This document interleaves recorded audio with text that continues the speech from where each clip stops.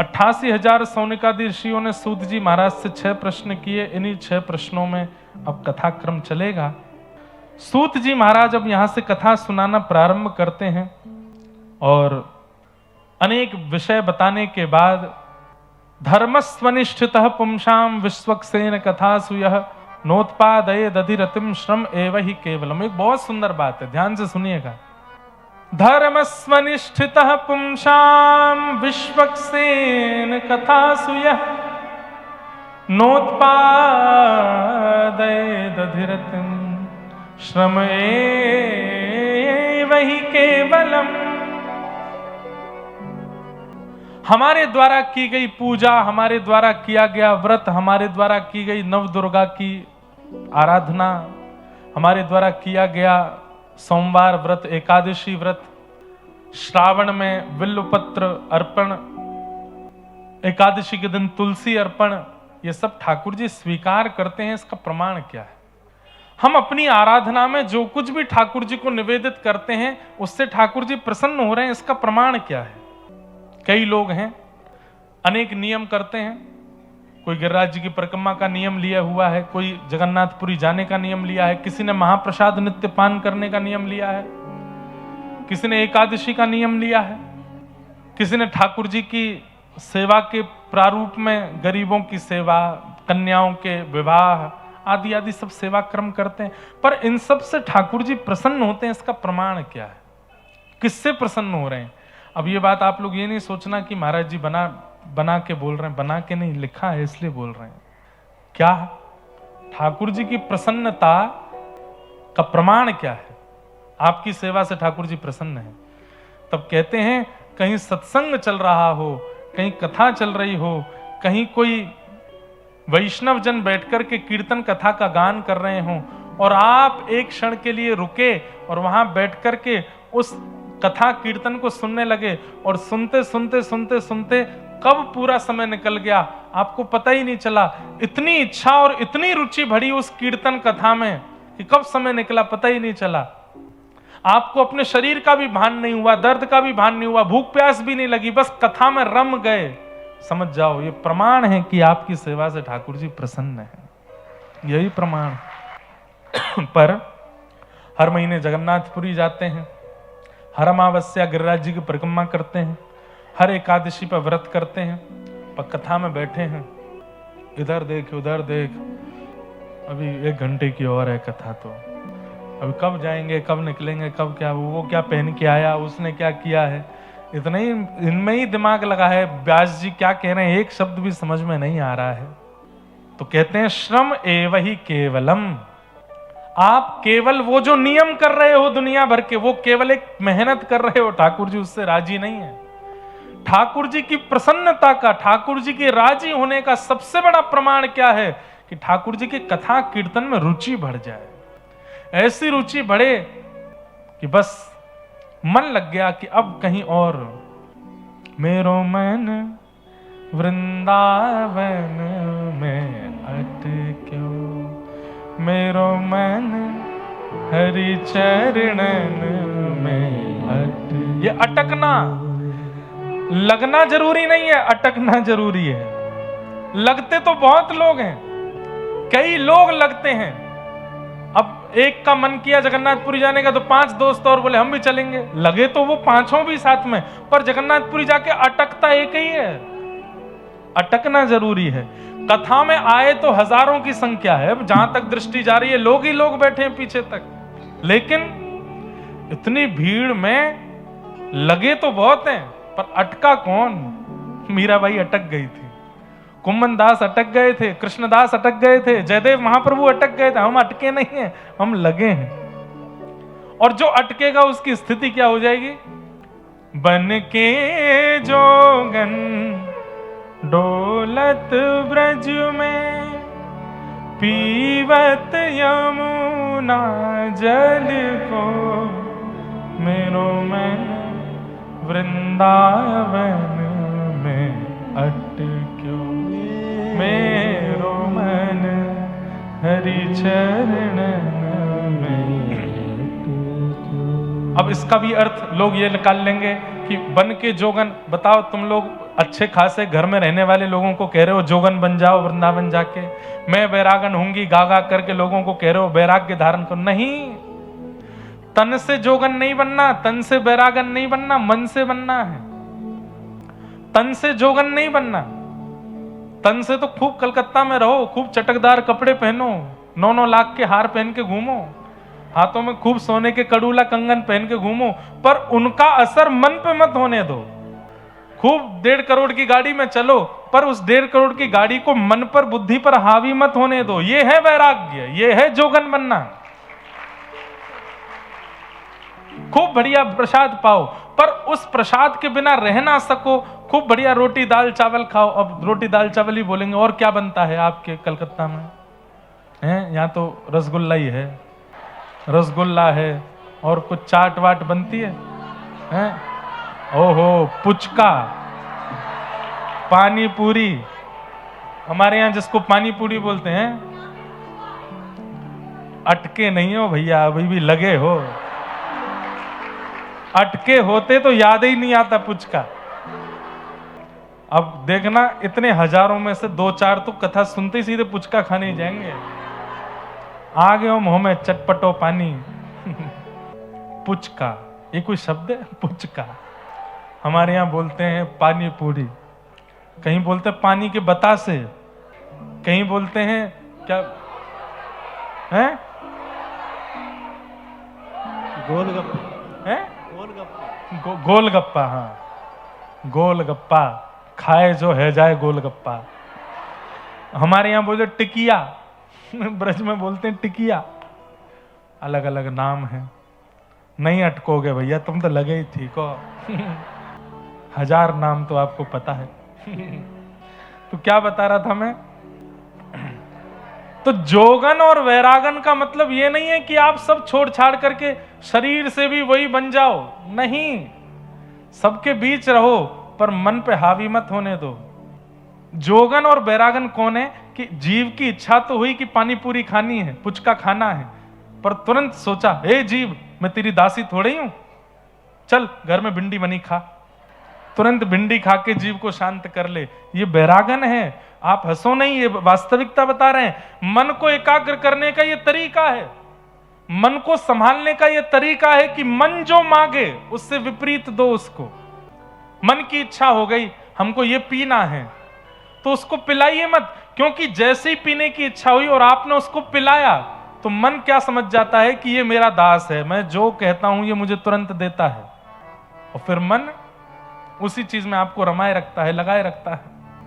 मन की तरंग मार लो, बस हो गया भजन। देखो कितने अच्छे शब्द हैं। आदत बुरी सुधार लो, आदत बुरी सुधार लो, बस हो गया भजन। अगर कोई कथा में बैठा है, बीड़ी पीता है, तंबाकू खाता है, कुछ भी उल्टा सीधा खान पान सेवन करता है, अभी बोल दे बस आज से छोड़ दिया, अरे महाराज एक साथ 1000, 2000, 5000 गिरिराज जी की परिक्रमा का फल मिल जाएगा उसको, जैसे ही वो अपनी बुरी आदतों को सुधारने का नियम ले लेता है। ठाकुर जी उसको कंठ से लगा लेते हैं, वाह भैया तेने सुधारने को प्रण ले लियो अपने आप पे। कोई तुम्हें बुरा कहे सुनकर करो क्षमा, कोई तुम्हें बुरा कहे सुनकर करो क्षमा। गा तो सब रहे हैं लेकिन क्षमा करता कोई नहीं है। देख लूंगा तुझे, तू कथा से बाहर मिल मुझको, तेने आगे नहीं बैठने दिया मुझको, तुझे बताऊंगा मैं। तू कथा हो जाने दे, 7 दिन बाद मुझे दिख जाइयो लेक टाउन में, अगर कहीं दिखा तो तू देखना, बुला ला चाहे जिसमें ताकत हो।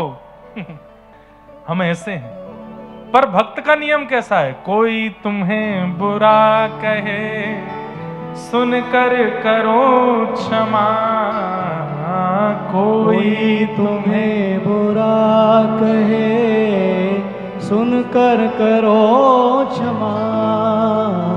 अपनी वाणी का स्वर संभाल लो, बस हो गया भजन हो। अपनी वाणी का स्वर संभाल लो, बस हो गया भजन हो।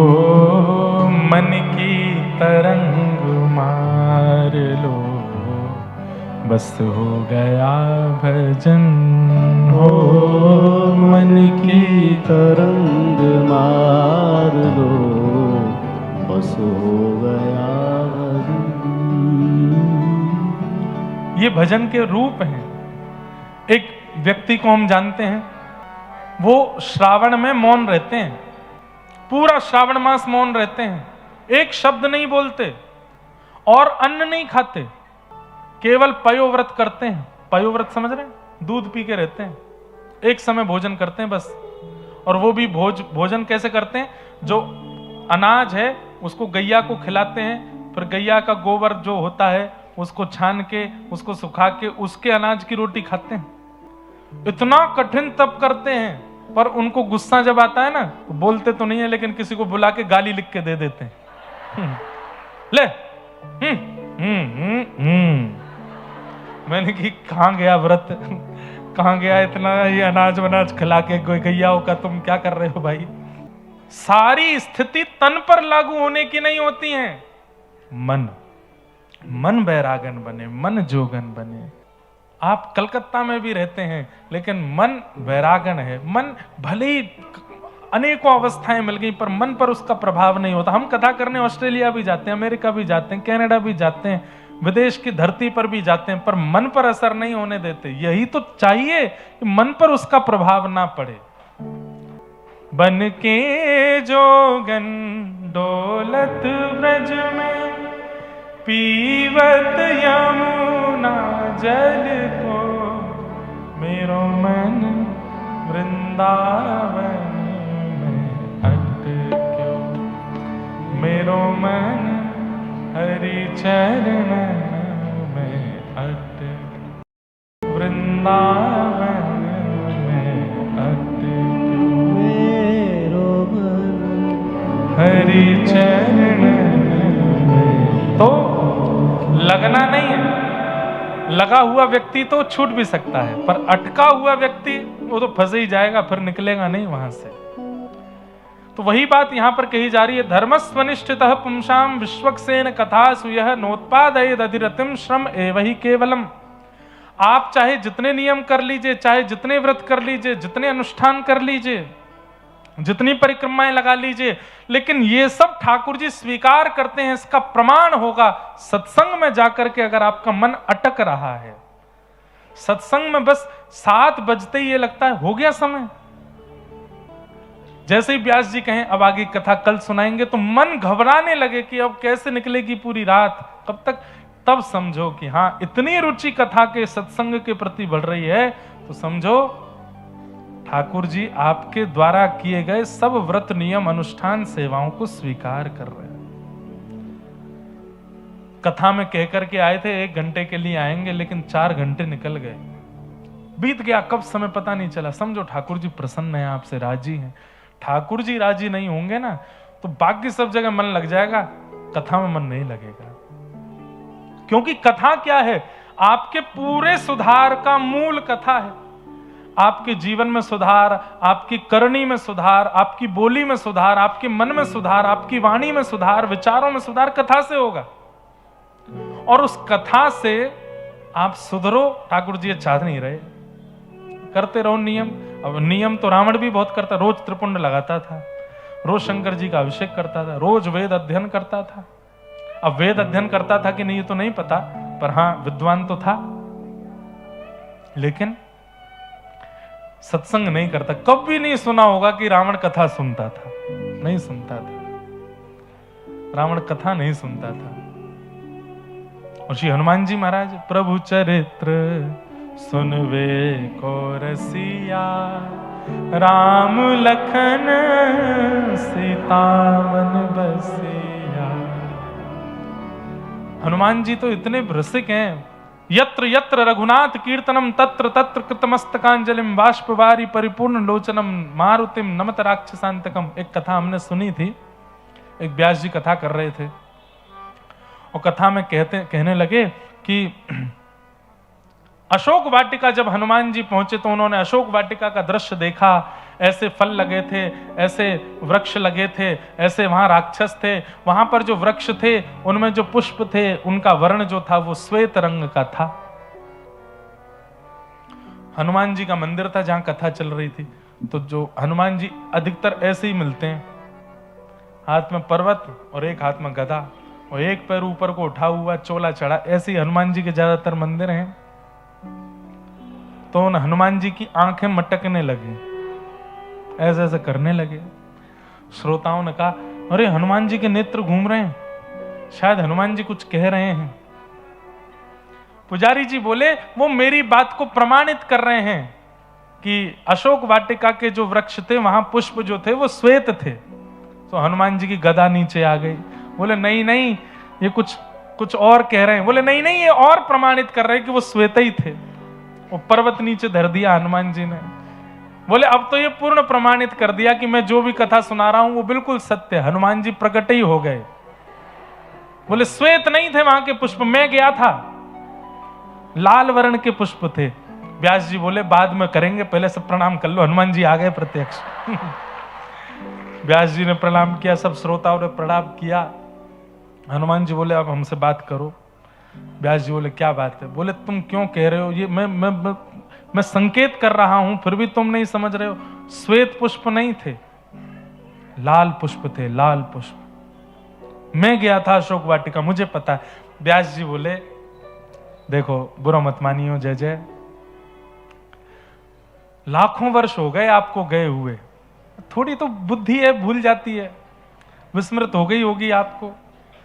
पुष्प तो लाल ही थे।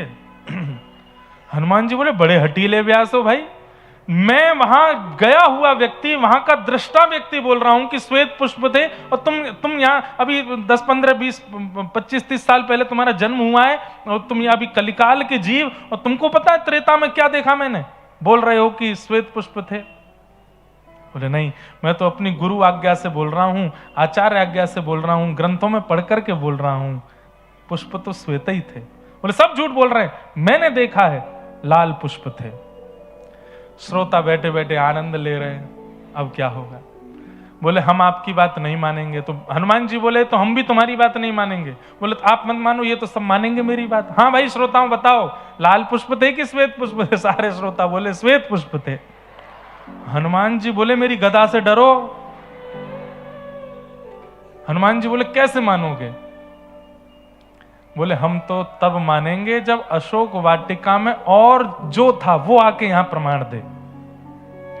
हनुमान जी बोले अशोक वाटिका का प्रमाण तो केवल सीता जी दे सकती हैं। हाँ तो वही तो प्रार्थना कर रहे हैं, उनको भी बुला लो। और व्यास जी श्रोताओं से कह रहे हैं इसी जिद पे रहना कि पुष्प जो थे वो श्वेत ही थे। हनुमान जी बोले अभी रुको, अभी आता हूं। तुरंत साकेत पहुंच गए। राम जी सीता जी सब पूरा राम दरबार बैठा था। आइए आइए हनुमंत लाल, क्या समाचार लेके आए? बोले कि एक जंग छिड़ गई है नीचे, व्यास जी में और मुझ में जंग छिड़ गई है। बोले काय बात की जंग? बोले वो कह रहे हैं कि अशोक वाटिका के पुष्प जो थे वो श्वेत थे, और मां आपको तो पता है, आप तो वहां रही, मैं भी आया था, वहां के पुष्प लाल थे।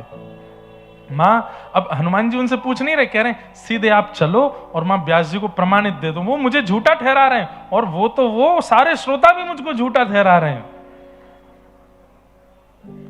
सीता जी बोली अब हम सौभाग्यवती नारी हैं, अकेली तो नहीं जाएंगी, अकेली थोड़ी जाती हैं कहीं भी, राम जी से पहले आज्ञा ले लो, राम जी जाएंगे तो हम जाएंगे।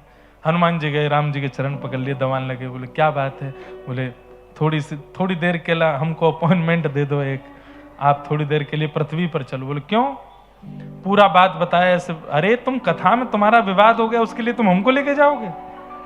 आपको नहीं पता, बहुत बड़ी बात है। आप तो साकेत में रहते हैं, मैं पृथ्वी पर रहता हूं, कथाओं में ही मेरा जीवन जाता है, और वहां कथा में वो मुझे ही ठहरा रहे हैं गलत। मैं किस मुंह से वहां जाऊं और जाके चोला चढ़वाऊं फिर से? अब राम जी बोले कि हम लखन जी के बिना नहीं जाते, लक्ष्मण जी से आज्ञा ले लो। हनुमान जी लक्ष्मण जी के पास गए, लखन भैया आप देखो, तुम सब जगह ले जाने की मत कहा करो, हैं ये कोई बात है? अब तुम्हारी छोटी सी बात के लिए हम प्रभु को नीचे लेके जाएंगे? भैया आप जो कहेंगे हम सब करेंगे, चरण पकड़ रहे हैं आपके, प्लीज 1 मिनट के लिए ले चलो।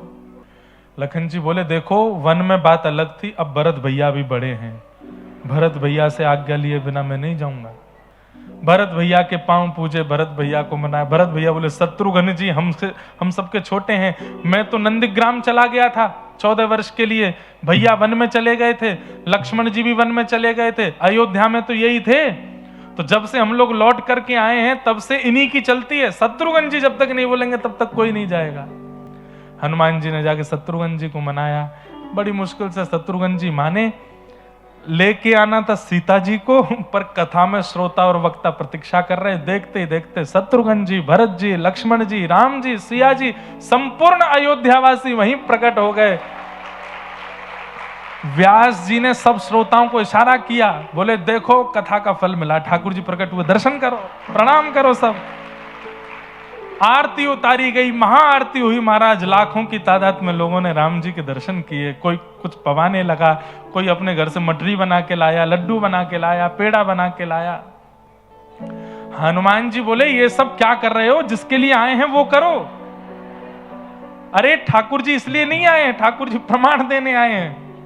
व्यास जी बोले पहले हमको अपने काम करने तो बाद ठाकुर जी बार बार थोड़ी आएंगे, बड़ी मुश्किल से मिले, चरण वरण धो धा के चरणामृत पी लिया, सब बिल्कुल आनंदित हो गए। व्यास जी दोबारा से व्यासपीठ पे बैठे, श्रोता सब अपने स्थान पे बैठे। हनुमान जी बोले अब प्रमाणित करो। तो व्यास जी ने कहा सियाजू, हम ये निवेदन कर रहे थे कि पुष्प वाटिका के जो अशोक वाटिका के जो पुष्प थे वो श्वेत वर्ण के थे लंका में, पर हनुमान जी लड़ रहे हैं कि वो रक्त वर्ण के थे। अब आप प्रमाणित कर दीजिए वहां के पुष्प कैसे थे। हनुमान जी हंसने लगे, मेरे पक्ष में ही जाएगी बात तो। सीता जी ने तुरंत कहा लंका की अशोक वाटिका के पुष्प श्वेत ही थे। और जैसे ही कहा श्वेत थे, हनुमान जी के तो नेत्रों में आंसू आ गए, बोले सब मिल गए हो, सब आपस में मिलकर के मेरे पीछे, मुझे वो रक्त वर्ण के दिखे। तब सियाजू ने सिर पर हाथ फेरते हुए कहा पुष्प तो श्वेत ही थे, पर हनुमंत लाल आपने जब वहां आकर के मुझे देखा और अपनी मां को इतनी पीड़ा में और इस प्रकार राक्षसों के घेरे में देखा, तो आपको इतना क्रोध चढ़ा कि आपका संपूर्ण अंग तो लाल हो ही गया, नेत्र भी लाल हो गए, इसलिए आपको हर श्वेत वस्तु में लाल लाल का अनुभव होने लगा। इसलिए गलत आप भी नहीं हो, आपको लाल पुष्प इसलिए दिखे क्योंकि आप बहुत क्रोध में थे, पर वास्तविकता पुष्प तो श्वेत ही थे। हनुमान जी ने व्यासपीठ को प्रणाम किया और सब संपूर्ण राम दरबार को प्रणाम करके कहा, बोले आज एक बात सिद्ध हो गई जिसके लिए मैंने साकेत छोड़ दिया। हनुमान जी साकेत नहीं गए, चारों युग प्रताप तुम्हारा, त्रेता में राम प्रभु श्री राम लीला करके चले गए, लेकिन आज भी हनुमान जी पृथ्वी पर ही हैं। क्यों? केवल कथा सुनने के लिए। हनुमान जी बोले मैं एक बात तो मान गया, व्यासपीठ पर चाहे जो बैठे, लेकिन वो अपने 4 घंटे के प्रवचन में जो कुछ भी बोलेगा, एक बात तो ऐसी बोलेगा जिससे भगवत प्राप्ति हो जाए। ये बात मैं प्रमाणित मान चुका हूं आज कि व्यासपीठ पर बैठने वाले व्यक्ति के मुख से, भले ही वो प्रपंचों के लिए बैठा हो, आजकल क्योंकि मिलावट व्यासपीठ में भी हो गई है, भले ही वो धन अर्जन करने के लिए बैठा हो, लेकिन उसके मुख से एक बात तो ऐसी व्यासपीठ से निकलेगी ही कि वो किसी का जीवन ठाकुर जी के सन्निधि में ले जाने लायक कर दे। व्यासपीठ के प्रति नतमस्तक हो गए। तो कथा में रुचि बनना, कथा के प्रति प्रेम बढ़ना, इस बात का प्रमाण है कि ठाकुर जी आपसे प्रसन्न हैं, ठाकुर जी आपसे राजी हैं। तभी कथा के प्रति प्रीति बढ़ सकती, नहीं तो कथा के प्रति रुचि नहीं बढ़ सकती। धर्मस्वनिष्ठितः पुंसां विश्वक्सेन कथा सुय नोत्पादयेदधिरतिं श्रमेव हि केवलम्। तत्पश्चात सूत जी महाराज ने भगवान के अवतारों का वर्णन किया और अवतारों के वर्णन के बाद श्रीमद् भागवत की रचना क्यों हुई यह विषय बताया। बिल्कुल सावधानी से सब लोग सुनो। इदं भागवतं नाम पुराणं ब्रह्म संहितं उत्तम श्लोक चरितम चकार भगवान ऋषि। ये भागवत नाम का एक पुराण है। श्रीमद् भागवत जी का थोड़ा परिचय सुन लीजिए। महाभारत की कथा आती है भागवत में, वहां तक हम लोग आज का प्रसंग सुने और फिर कल महाभारत के प्रसंग से प्रारंभ करेंगे। इदम भागवतम नाम, ये भागवत नाम का ग्रंथ है। अब थोड़ा भागवत जी का परिचय जान लीजिए।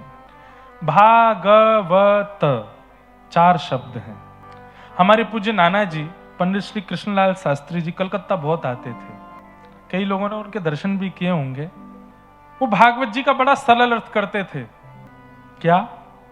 भागवत, भक्ति, ज्ञान, वैराग्य और त्याग, ये 4 भाव मिश्रित होकर के जहां परोसे जाते हो उसको भागवत कहते हैं। भक्ति, ज्ञान, वैराग्य और त्याग, भागवत। 7 दिन तक नियमित रूप से कथा सुनने वाले के चित्त में या तो भक्ति प्रकट हो, और भक्ति प्रकट ना हो तो ज्ञान प्रकट हो, ज्ञान प्रकट ना हो सके तो कम से कम वैराग्य प्रकट हो, और वैराग्य भी प्रकट ना हो सके तो कम से कम त्याग तो जीवन में आवे। सब लोग बिल्कुल सावधानी से बैठो, भाव से सुनो। मंत्र में भक्ति प्रकट हो, यह ठाकुर जी की इच्छा पर निर्भर करता है। यह बात लिख लीजिएगा, आपके चाहने से आप भक्त नहीं बन सकते।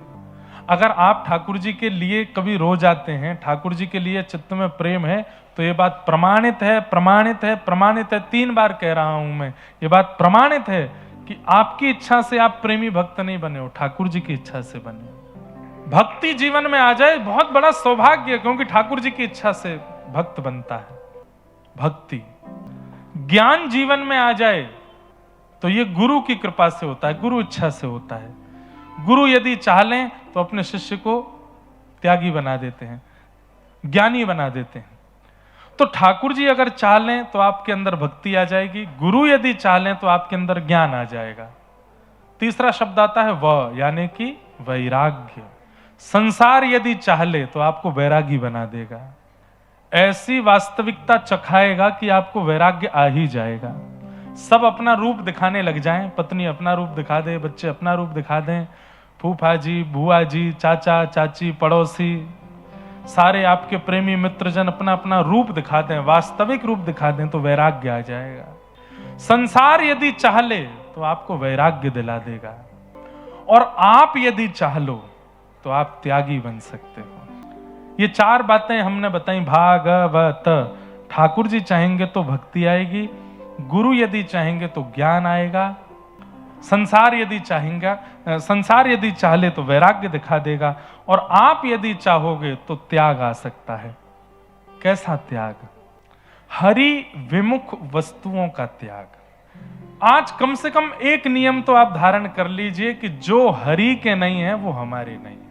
चाहे वो वस्तु हो, चाहे वो व्यक्ति हो, चाहे वो वस्त्र हो, चाहे वो स्थान हो, चाहे वो भोजन हो, चाहे वो पीने का पेय पदार्थ हो, चाहे वो देखने की वस्तु हो, चाहे वो सुनने की वस्तु हो, जो हरि संबंधी नहीं है उससे हमारा कोई संबंध नहीं।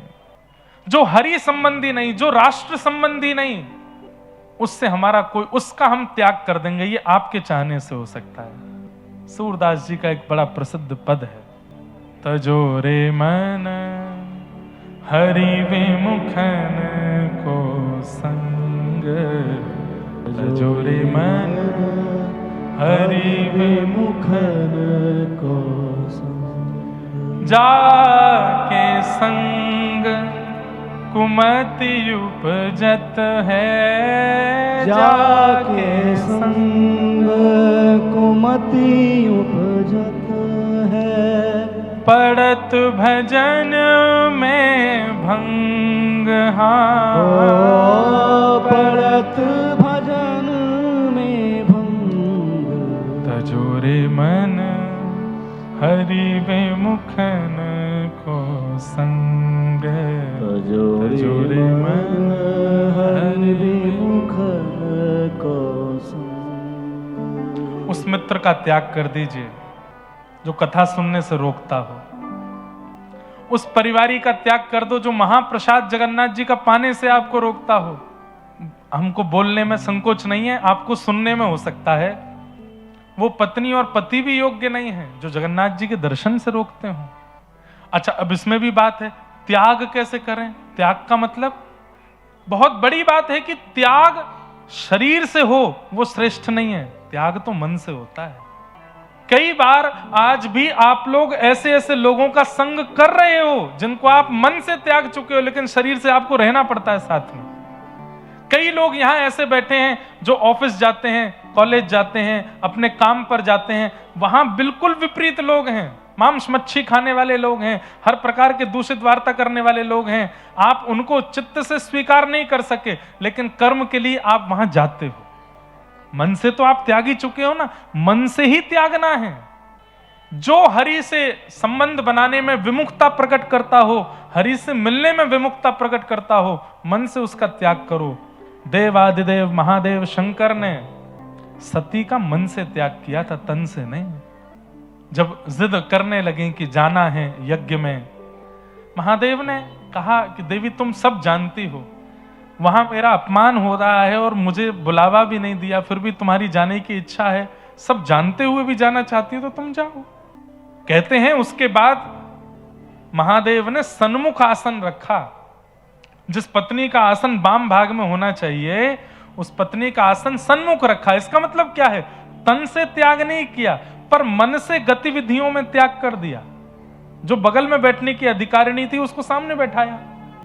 इतने से ही सती समझ गई कि ये मेरा मन से त्याग कर चुके हैं। और भैया, तन से छोड़े हुए वस्तु का फिर भी चिंतन बना रहता है। कई लोग मन से वस्तु का त्याग कर देते हैं पर चिंतन उसी का करते रहते हैं। लेकिन तन से त्यागी हुई वस्तु का चित्त में चिंतन चला रहता, पर मन से जो चला गया है वो बगल में भी बैठा हो तो भी उसका स्मरण नहीं बनता। इसलिए मन से छोड़ना है। तो तजोरे, तन नहीं कहा, सूरदास जी कह रहे हैं तजोरे मन हरि विमुखन को संग। 2 फोन रखिए अपने पास में। एक फोन में केवल कार्य, जहां आपका कार्य भूमि है, कार्य क्षेत्र, वहां के लोगों को नंबर दिया कीजिए, और एक फोन में उनको नंबर दो जो हरि से जोड़ने वाले और हरि से मिलवाने वाले ऐसे मित्र हैं, ऐसे संबंधी, ऐसे रिश्तेदार, ऐसे नातेदार। या फिर अब 2 फोन नहीं रख सकते तो व्हाट्सएप पे 2 ग्रुप बना लो। एक ग्रुप में तो उनको रखो जो सारी संसारी बातें करते हैं, और उस ग्रुप को रखो म्यूट मोड पे, पता ही नहीं चलता मैसेज कब आता है।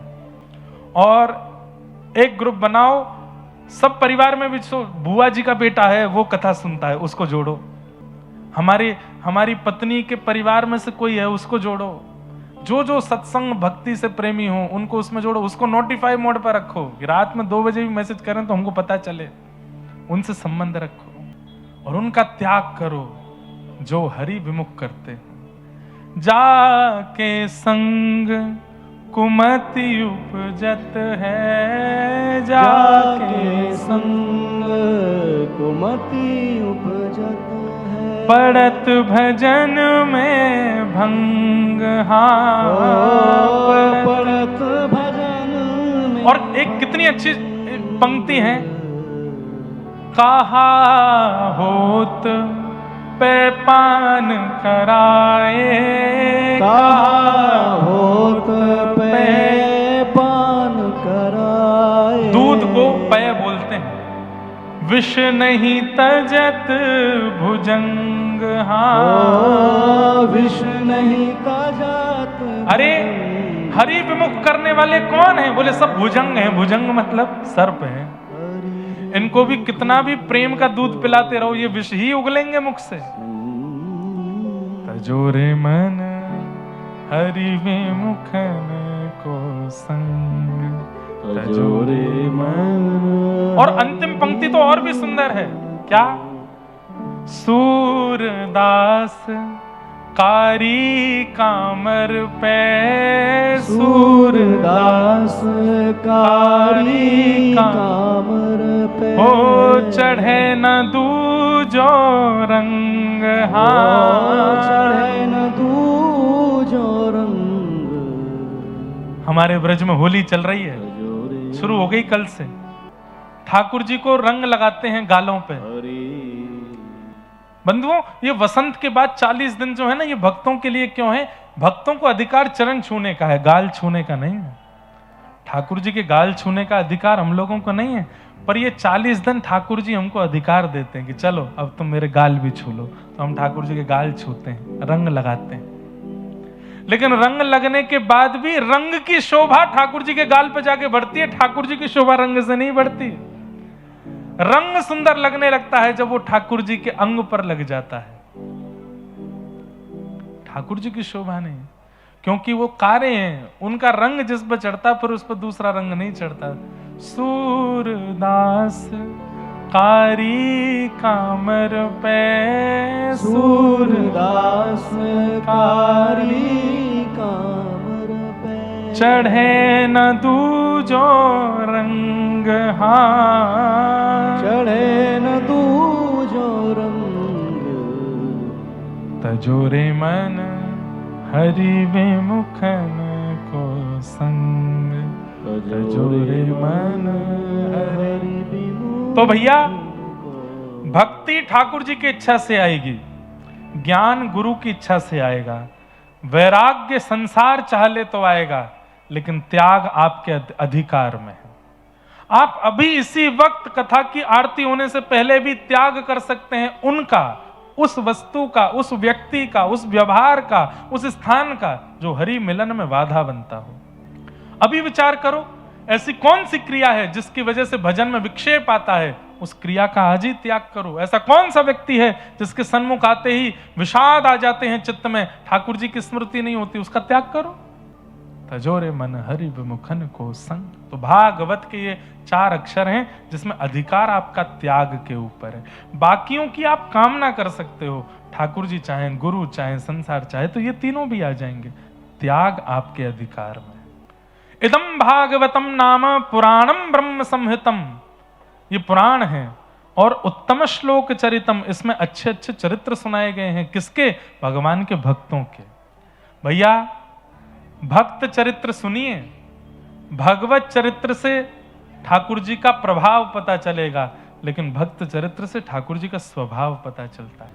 और ठाकुर जी का स्वभाव जब पता चल, हम एक बात कथा में कहते हैं कि भगवान यदि रीझ गए तो वैकुंठ दे देंगे, लेकिन भक्त यदि रीझ गए तो भगवान को दे देंगे।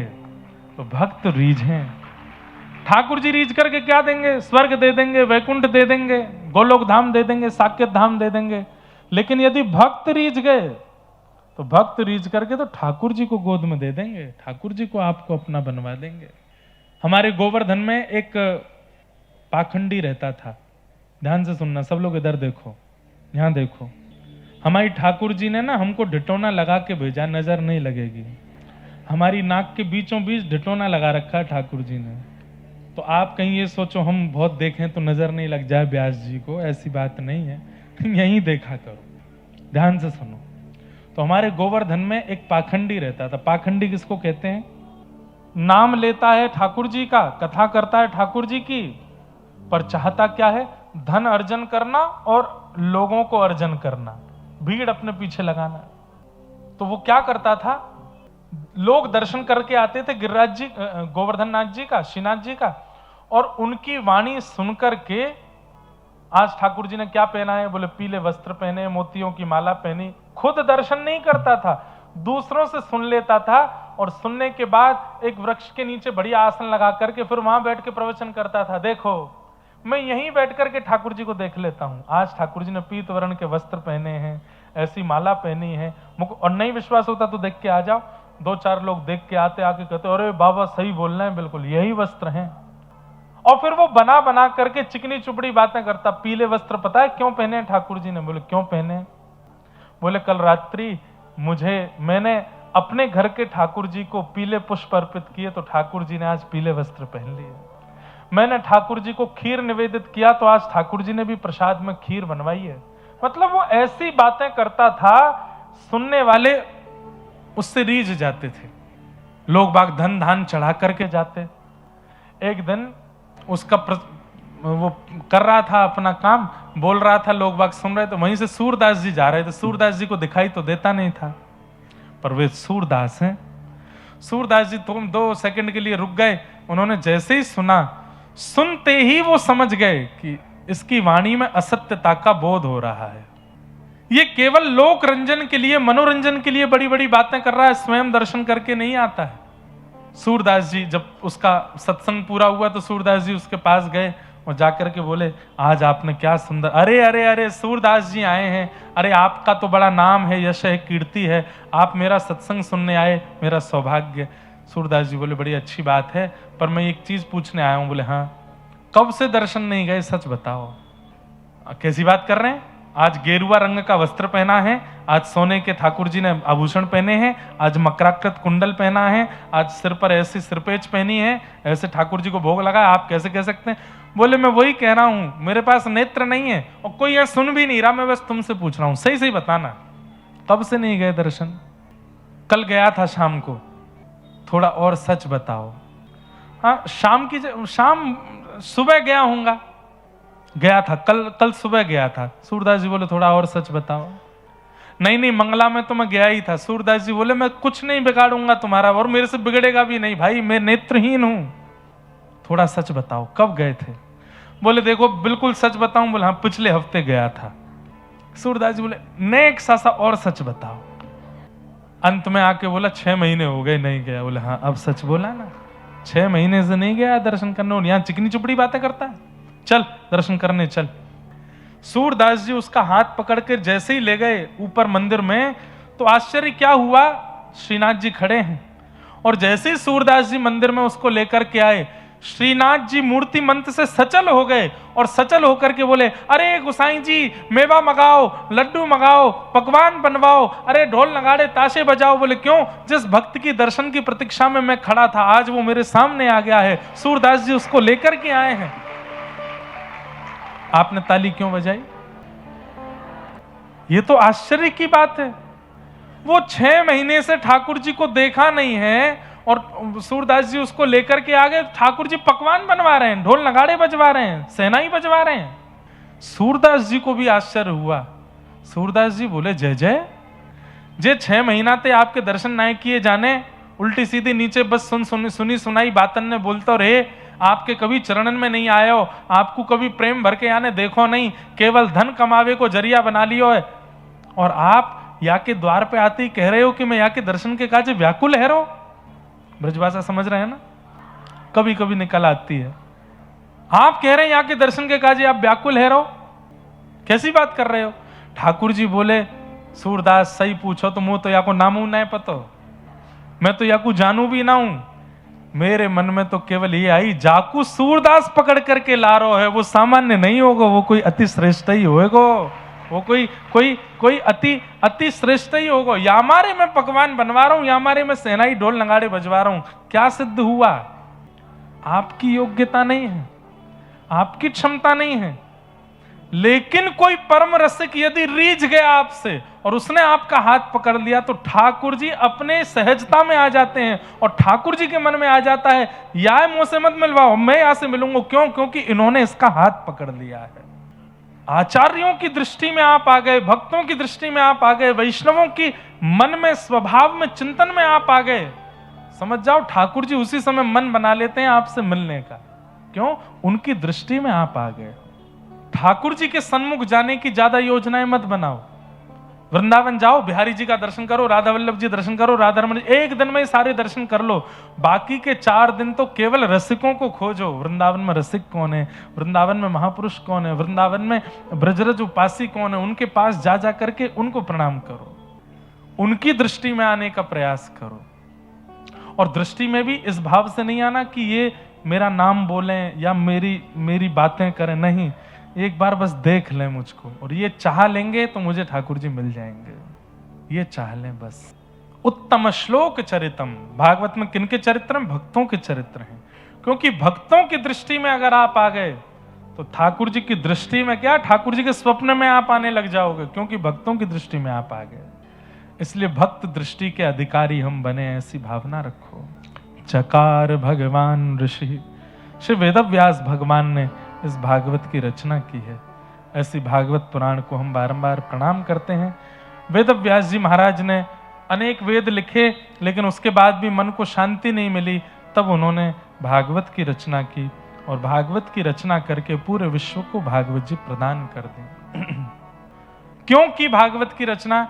क्योंकि श्री नारद जी महाराज ने आकर के समझाया है, भवतानुदित प्रायम यशो भगवतो मलम ये नैवासो न तुष्येत मन्ये तद्दर्शनम खिलम।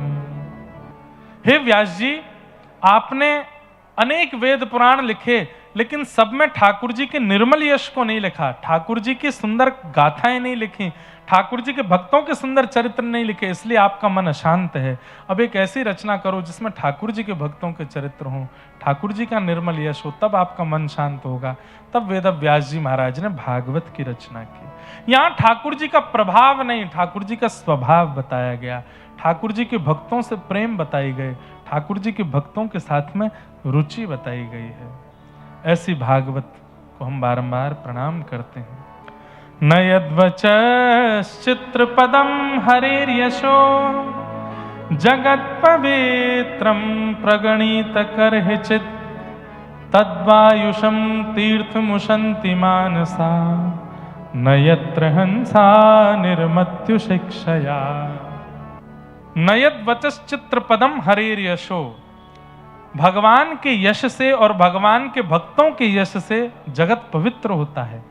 आप ऐसे सुंदर यश को पवित्रता से वर्णन करो, जिस पवित्र यश को सुनकर के निर्ग्रंथा संत, जिन्हें कोई जाति में विभाजित नहीं कर पाया, संप्रदाय में विभाजित नहीं कर पाया, ऐसे प्रेमी भक्तों के लिए आप कुछ लिखो, ताकि उसको श्रवण करके वे सब लोग भगवत चरणानुरागी बन सकें।